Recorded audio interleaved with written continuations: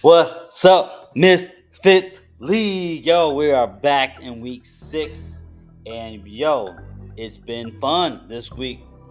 Couple changes happened. Leaders are still the same in most of the divisions. The only one kind of updated is the West because Tennessee Whiskey now maintains the lead, but I can't take it lightly because Dynasty G is right behind me with 4-2, and then Team Herrera is 3-3. So that's just one game behind the top two teams in the West. If you go to the East side, you got Who Dat Champ. He's still 6-0. Boy, you barely made that one. Now, no more playing in the division. Now you're playing with the big boys. Now, here we go. You're gonna be playing against pretty much the entire West. So before you're going downhill, now you're going uphill. You're gonna have a lot of uphill battles. So be ready because I see your average. You're making about 600 and plus points in 6 weeks. Everybody in the West is at least 700 plus points in 6 weeks. So good luck to you on that one. So in the East, we got Harrisburg Bang Bang 3-3. So he's about 3 games behind in the East.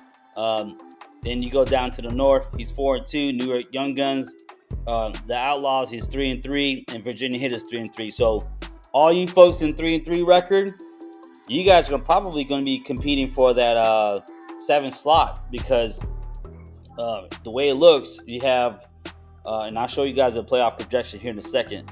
But the 3-3 records, the folks who are at 500, that's look at each other as, hey, you're going to be possibly taking my 6th or 7th slot. So just remember that's your competing team now. Then you go to the South. FL Rican's 5-1. He's only 1 game behind from the leader, and then 3-3 is Steve-O. All right. So look, and this is what I mean by season stats. So if you go to the season stats on your app or perhaps on the laptop, look at the points for each team. So Who Dat Champ is right now at 631 in 6 weeks. FL Rican's about 838, myself 750. So look at the averages of 700s right here. All right, and then you're competing with other folks who are in the 600s average, and then so on and so forth. It goes lower. All right. Even though Who Dat Champ is number 1, if he takes more losses throughout the weeks, this could potentially put him down below below other teams if he has, let's say he has a 3-game losing streak. Well, you folks who are in a higher points percentage, you can be ahead of him that fast. That's all it takes is for him to have some more losses. Right now he's in the lead because he hasn't had a loss yet, which is good. Good for him. But as far as having the potential of being ahead of him, it's not that far. We're still mid-season. This is only week 6. We have another up until week 14 is our final regular season. Then week 15 begins the playoff week for those who are making the top 7. So there's still plenty of football left. This is where the rubber meets the road, I would say, is that you have bye weeks now. So there's still bye week players that you have to switch out in your bench to your roster.